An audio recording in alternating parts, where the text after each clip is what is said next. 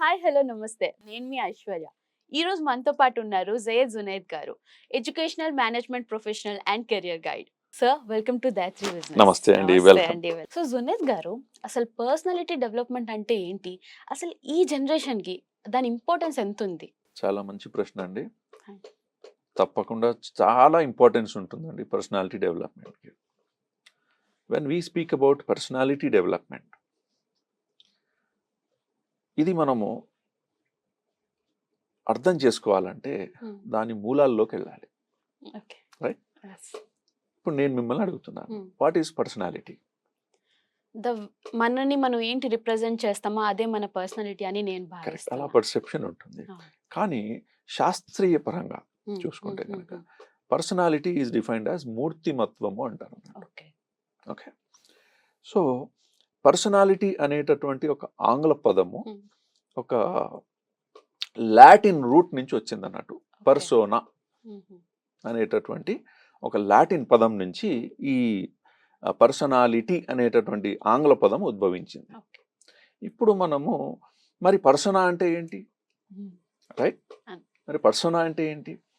అయితే గ్రీకులో వాళ్ళు ఒక వ్యక్తి వేసుకునేటటువంటి ముసుగుని పర్సోనా అంటారు. పర్సోనా అంటే దాని అర్థం ఏంటంటే ముసుగు అని. ఓకే, ఇప్పుడు అక్కడ ఏంటంటే అక్కడ వివిధ రకాలైనటువంటి ముసుగులు వేసుకునేవాళ్ళు. ఓకే, ఇప్పుడు నేను ముసుగు అంటే ఏంటి మళ్ళీ, అంతే కదా? దానికి ఒక చిన్న ఎగ్జాంపుల్ మనము అనుకుందాం.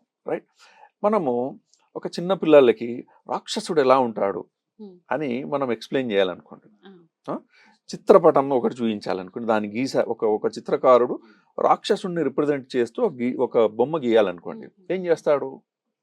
బుర్రమీసాలు, పుర్రెల మాల ఒకటి వేసుకొని, అంతే కదా, కొంత పెద్ద చింపిరి జుట్టు, అలాగా కొంచెము ఆ రాక్షసత్వం అయినటువంటి ఆ లక్షణాలు ఉన్నటువంటి అవి ఉట్టిపడేలాగా ఒక చిత్రాన్ని గీస్తాడు, అంతే కదా? ఇప్పుడు అలాంటి ముసుగు మనం వేసుకున్నాం అనుకోండి, రైట్? సో పర్సనాలిటీ అనేది బేసిక్గా ఈ మూర్తిమత్వము అని మనము అనుకున్నాం కదా, ఇది వివిధ లక్షణాల యొక్క సమాహారం అన్నట్టు. ఓకే, మరి ఇప్పుడు మీరు అడగచ్చు, ఆ లక్షణాలు ఏంటండి? పర్సనాలిటీలో ఉండేటటువంటి లక్షణాలు ఏంటి? ఓకే, ఇది మరి అన్నిటి సమాహారం అంటున్నారు కదా, అది ఎలా పరిపూర్ణమవుతుంది అని. ఇప్పుడు ఇందులో ఒక వ్యక్తి యొక్క వ్యక్తిత్వము గురించి మనం మాట్లాడుకుంటున్నాం, పర్సనాలిటీ గురించి. రైట్, ఒక వ్యక్తి యొక్క శారీరక, మానసిక, సాంఘిక, శారీరక, మానసిక, సాంఘిక, నైతిక లక్షణాల యొక్క సమాహారమే పర్సనాలిటీ అన్నట్టు. ఓకే, ఇప్పుడు మీకు బేస్ అర్థమైంది అనుకో, రైట్? అయితే ఇప్పుడు ఈ లక్షణాలు ఏంటి మనం దాన్ని కూడా కొంచెం అర్థం చేసుకోవాలి కదా. చిన్నగా సింపుల్ గా చెప్తాను. శారీరక లక్షణాలు అనగానే మనకేం గుర్తొస్తాయి? సపోజ్ మనము ప్రభాస్ని చూసాము బాహుబలి సినిమాలో. ప్రభాస్ని చూసినప్పుడు అతని దృఢత్వము కానీ, శరీర దృఢత్వము కానీ, దారుఢ్యము అంటారు కదా, అండ్ అతని కళ్ళు, అతని కండలు, అంతే కదా, అతని యొక్క ముక్కు, ఓకే, అతని యొక్క చెవులు, ఇవి ఎలా, హౌ హీ ఈజ్ లుకింగ్, అంటే ఫిజికల్ అపియరెన్స్ ఆర్ క్యారెక్టరిస్టిక్స్ అనుకోవచ్చు ఒక రకంగా. అయితే మళ్ళీ దీనికి మళ్ళీ లింక్ ఏంటి? కన్నులు అన్నప్పుడు దృష్టి, దాని ద్వారా చూపు. చెవులు అన్నప్పుడు వినికిడి, రైట్? సో శరీర దారుఢ్యం అన్నప్పుడు బలము, స్ట్రెంగ్త్, రైట్?